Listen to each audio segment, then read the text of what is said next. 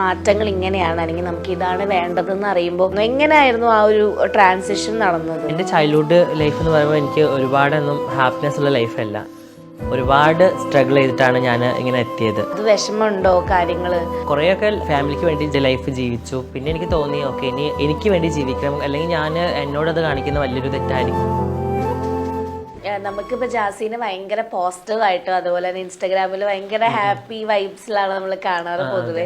അപ്പോൾ പക്ഷെ നമ്മളിപ്പം ജാസിയുടെ ലൈഫ് എടുത്ത് നോക്കുകയാണെങ്കിൽ ഇപ്പം ഒരുപാട് കാര്യങ്ങൾ ചിലപ്പം തരണം ചെയ്തിട്ടുണ്ടാവും ഒബ്വിയസ്ലി. അപ്പോൾ നമ്മളൊരു തുടക്ക കാലഘട്ടത്തിൽ ഇപ്പം നമ്മൾ ഒരു സ്വയം റിയലൈസ് ചെയ്യുമല്ലോ, നമുക്ക് എന്താണ് വേണ്ടതെന്ന് റിയലൈസ് ചെയ്യുന്ന ഒരു പോയിന്റ് ഉണ്ടാവും. അപ്പോൾ ആ പോയിന്റ് എപ്പോഴായിരുന്നു, അത് ഏതൊരു വയസ്സിലായിരുന്നു, എങ്ങനെയായിരുന്നു ആ ഒരു ട്രാൻസിഷൻ നടന്നത്? ഞാൻ എൻ്റെ ചൈൽഡ്ഹുഡ് ലൈഫ് എന്ന് പറയുമ്പോൾ എനിക്ക് ഒരുപാടൊന്നും ഹാപ്പിനെസ് ഉള്ള ലൈഫല്ല. എനിക്കത് ഓർക്കാൻ ഉള്ള ഒരു ഇഷ്ടമില്ല. കാരണം ഒരുപാട് സ്ട്രഗിൾ ചെയ്തിട്ടാണ് ഞാൻ ഇങ്ങനെ എത്തിയത്. എനിക്ക് കുറേ ഫ്രണ്ട്സ് ഒന്നും ഉണ്ടായിരുന്നില്ല, വളരെ കുറച്ച് ഫ്രണ്ട്സ് ഉണ്ടായിരുന്നുള്ളൂ. പിന്നെ കുറേയൊക്കെ ഫാമിലിക്ക് വേണ്ടി എൻ്റെ ലൈഫ് ജീവിച്ചു. പിന്നെ എനിക്ക് തോന്നി ഓക്കെ ഇനി എനിക്ക് വേണ്ടി ജീവിക്കണം, അല്ലെങ്കിൽ ഞാൻ എന്നോടത് കാണിക്കുന്ന വലിയൊരു തെറ്റായിരിക്കും എന്ന് വിചാരിച്ചിട്ടാണ് ആ ഒരു പോയിന്റ് ഓഫ് വ്യൂ. ഇപ്പം അടുത്താണ്, കാരണം അത്രയും കാലഘട്ടം ഞാൻ ജീവിച്ചത് ഫാമിലീസിന് വേണ്ടി തന്നെയായിരുന്നു. പിന്നെ അവരൊക്കെ ഒന്ന് ഓക്കെ ആയി സ്റ്റേബിൾ ആയതിനു ശേഷമാണ് പിന്നെ ഞാൻ എനിക്ക് വേണ്ടി ജീവിക്കാൻ തുടങ്ങിയത്. ഓക്കെ.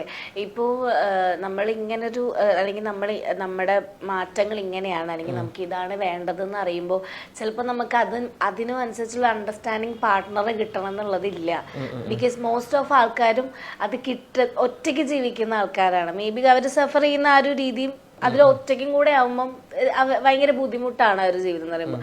അപ്പോൾ ആഷി ലൈഫിലേക്ക് എങ്ങനെയാ വന്നത്, അതുപോലെ എങ്ങനെയായിരുന്നു, ലൈക്ക് ഹൗ അണ്ടർസ്റ്റാൻഡിങ് ഉണ്ട് നിങ്ങൾ തമ്മിൽ? ഞങ്ങൾ തമ്മിൽ നല്ല രണ്ടുപേരും ഒരേ ലെവലിനകത്ത് ചിന്തിക്കുന്ന വ്യക്തികളാണ്. ഞങ്ങൾ നല്ല ഫ്രണ്ട്സ് ആയിരുന്നു ആദ്യം.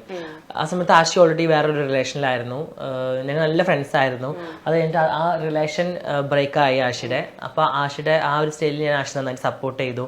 പിന്നെ രണ്ടുപേരും ഒരേപോലെ ചിന്തിക്കുന്ന വ്യക്തികളാണ്, ഒരേ വൈബുള്ള ആൾക്കാരാണ്, യാത്രകൾ ഇഷ്ടപ്പെടുന്ന ആൾക്കാരാണ്, നല്ല വെൽ ഡ്രസ് ആയിട്ട് നടക്കാൻ ഇഷ്ടപ്പെടുന്ന ആൾക്കാരാണ്. അപ്പോൾ ഞങ്ങൾ വിചാരിച്ചു ഓക്കെ ഒരേ വൈബുള്ള ആൾക്കാരാണെങ്കിൽ നമുക്ക് ഒരുമിച്ച് അങ്ങ് യാത്ര ചെയ്യാം.